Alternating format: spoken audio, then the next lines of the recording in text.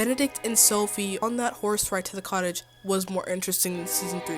Yeah, watching those 5 minutes of them literally just riding to the cottage, I was more locked in than I ever was compared to season 3. Hey guys, welcome back to my channel. This video, I'm going to be talking about Bridgerton season 4 part 1. Guys, I watched this season in one freaking night. Papa, more movie. 4 episodes. I watched it January 29th at 2 a.m. All of it because it was that good. Okay? I thought season 3 was ass. I thought it was booty cheeks. Season 3, bro, they just made some BS. Y'all know that meme? Like, I just made a bunch of BS. That was literally season 3. And I was going in season 4 expecting absolutely nothing. They performed, bro. They gave us even more than what I was expecting. Like 1,000 times more. So in this video, I'm going to be talking about my favorite things in season 4 and how much of a difference it was compared to whatever the hell season 3 was. Bridgerton is a show on Netflix based off a IRL book series. It's about a family who's very prominent, very wealthy, and each season basically goes through one of the siblings' love story. Season 4 focuses on Benedict's love story, the second oldest son. I have so many reasons why I absolutely love this season compared to season 3.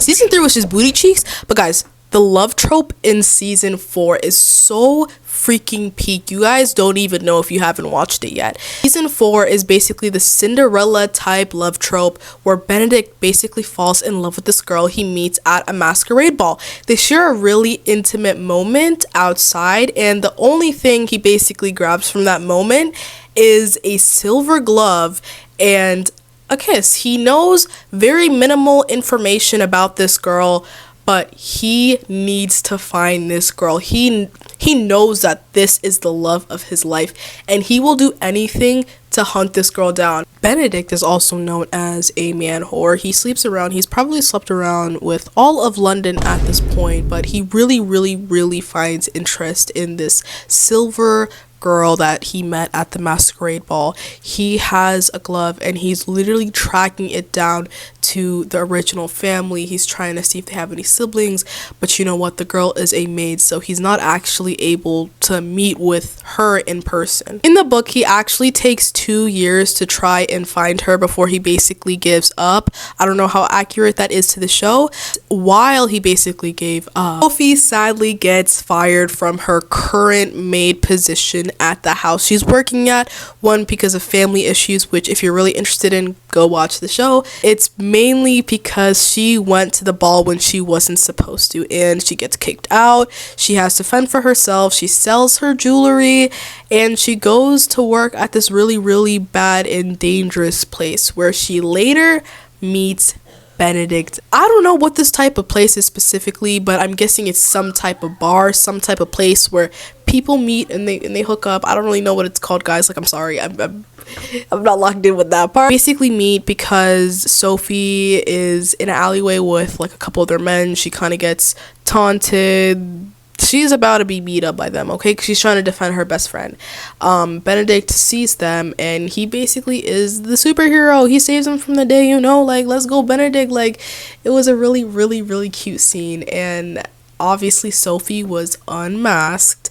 Benedict was also unmasked. Sophie knew who Benedict was, but Benedict did not know who Sophie was. Unfortunately, it was really sad. Sophie was kind of disappointed. Benedict was like, how the hell do you know my name, bro? I don't know who you are. Have we ever met? And she's like, no, she doesn't want to reveal herself because she is a maid. He is a person with actual status. They would never work out, or at least that's what she's thinking in her head. Benedict is a very nice person. He offers to help her out. He's like, I can find you a better working situation. I can take you to London. I could help you find a job that's more safer. It's more safe for your friend as well. She's like, no, like, I insist, like, don't worry. He's like, no, get on my carriage. We're going to London right now, and I'm finding you an actual stable job because this isn't safe, okay? He's a man. That's an actual man right there, okay? They get on the carriage. It starts raining. This was the scene I was talking about, bro. This was more interesting than the entirety of season 3. They get on the carriage. It starts raining. Guys, we are going to the freaking cottage. I'm coming to the cottage. I'm coming to the cottage. I'm coming to the cottage. I'm coming to the cottage. If you guys watch Heated Rivalry, you know we went from the Heated Rivalry cottage to the Bridgerton cottage. And y'all know what happens at the cottage stays at the freaking cottage. Benedict has a cottage that is really, really close by to where it started raining. So he's like, you know what, let's head over to my cottage and let's just stay here for the night until the rain stops and we can go to London and go grab you a actual stable job. She's like, okay, whatever. He's like, okay, bet. Like, this cottage is really nice. It's a whole mansion, bro. I'm like, damn, like, your cottage is, why is your cottage a mansion? Okay, he has money, and Sophie is a little impressed, you know, I would be too. But anyways, if you guys also didn't know some additional information, Benedict got hurt during that fight. Okay, they both go to bed and Sophie hears literal shrieking from Benedict's bedroom, and as the nice person that Sophie is, she goes to Benedict's bedroom and offers aid to Benedict. Benedict is so out of it. He's like just seeing blurry splotches. He doesn't even know who he's looking at. He thinks he sees the girl in silver, which he really is. He doesn't really know if it's Sophie or not, and he whispers, "Kiss me. Stay, kiss me, kiss me, kiss." Yeah, he basically says, "Kiss me," and she's like, and the scene ends there, and she ends up sleeping by his side really romantically, super romantic. I love that scene so much. They wake up to the two owners of the house basically greeting them, and these two owners, they're not actually mad because Benedict obviously knew them. They had connections, okay? Basically, they're like, "Oh my god, Benedict, you're hurt. You have to stay for a week. You both are staying here for a week in this cottage. I'm not letting you out until you're fully healed." This week at the cottage changed everything about the relationship. They're constantly finding like new things about each other that they didn't know. They have so much chemistry and it's undeniable at this point. Sophie basically wanders into the forest. She accidentally stumbles upon Benedict at the lake, swimming, shirtless, completely naked. And at this moment, they share a kiss. But you know what? Obviously, they have to regret it. They kiss and they're both like, I'm so sorry. Like, it was just in the moment. Like, let's forget about it. I'm sorry. And the next morning, they leave London to find Sophie a job. They're driving around London and Benedict stops at the Bridgerton house. Obviously, Sophie is very familiar with this house because that's where they shared the first kiss. At least only Sophie knows. She's the masquerade person. Benedict is basically like, "Oh, like, I'm not even gonna be around here most of the time. You will never see me. We pay well. My mom's really nice. She will 100% take you in." And she does, because Miss Bridgerton finds out that Sophie basically saved Benedict's life, and Sophie ends up working at the Bridgerton's house along with her friend that Benedict also found her a job at the Bridgerton's house as well. Obviously, they cannot forget about that kiss that happened at the freaking cottage. They are constantly playing eye tag. They are finding themselves just staring at each other. Benedict feels extremely guilty seeing that the person that he likes is literally their maid, is serving them cups of tea. And he finds this excruciating. Like, imagine seeing the person that you love serving you as a maid. Yeah, absolutely not. Get the hell out of my face. Dick is just in a really awkward position because he obviously can't marry her because she's not a woman of status yet, and he is a man of status, and his whole entire family is expecting him to marry somebody who's actually not a maid. One of the final scenes that we see of Sophie and Benedict at the end of part 1 is basically them having this makeout scene. You know, it was just like a lot of built up tension. It made out. And at the end of the makeout scene, Benedict asks Sophie, like, "Will you be my mistress?" Which is basically saying that, like, will you be my bitch? Will you be my side hoe? Will you just be my buddy?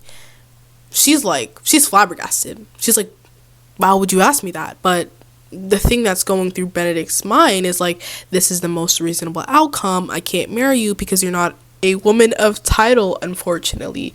They leave off on a really awkward note. Me as the audience, I'm thinking, why the hell would Benedict say that? But guys, this is the Regency era. I can't even be super mad at Benedict because, like, bro, like she's a person that's like working class and he's somebody who's actually of status. So there's a pretty big difference. Like I understand what was going through Benedict's brain, but everyone got pissed when he said be my mistress, especially considering her background and her dead mother also being a mistress as well. Enough of the plot. Like just hearing me talk about that, like talking about that for 10 minutes was interesting enough, but my favorite aspects of this season are the looks, okay? Compared to whatever season 3 was, season 4 is so natural looking. When I first saw Sophie, like other than what's on the trailers, she is so naturally beautiful. Benedict himself, he did not have to glow up. Like, you know, in season 3 where Colin had this whole entire glow up, he was actually sort of okay looking. Personally, I don't find Colin fine, but that's just my personal preference. But Colin in season 3, like, he supposedly had a glow up, he changed his hair, he changed his outfits. Same with Penelope. She literally had a full face on every single episode. Season 4, it was a complete 360. Everything was natural. Everyone was just themselves. They did not have to glam up Benedict or Sophie just because it was a new season, because it was their story. They were fine just looking natural, and I really, really love that about this season. Something I also really like about this season is the fact that the main couple actually felt like the main couple. In season 3, I felt like Colin was like, bro, they barely had any screen time. They barely felt like the main couple. When I was watching season 3, I felt like I was seeing more smeck scenes with other couples other than Colin, and that's like the opposite of what you want in Bridgerton.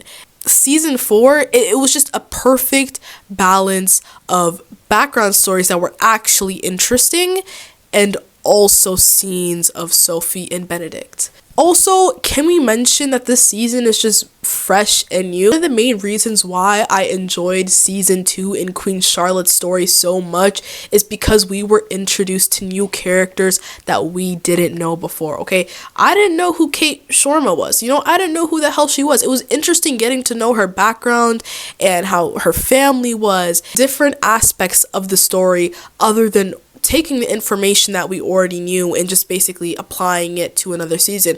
Also, it felt like in season 3, I know everybody knows Pauline's story, and obviously Colin's intention towards Penelope was, it wasn't bad, but in season 3, it just felt like after Penelope kind of got her glow up, she kind of has makeup on, she's more mature, and then Colin was kind of like more attracted to her in a way, which I know it wasn't meant to be viewed in that way, but as an audience, I don't blame anybody to think that way, because I don't think somebody needs a full-on glow-up to actually be seen in somebody's eyes, especially as a plus-sized woman. That felt super wrong.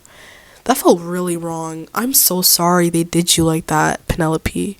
Okay guys, this is the end of the video. Enough of me hating on season 3 because it's past. I just love season 4 so much, and if you enjoyed my review and recap of season 4 part 1, stay tuned because I will definitely be doing it for part 2. Subscribe and like. Bye guys.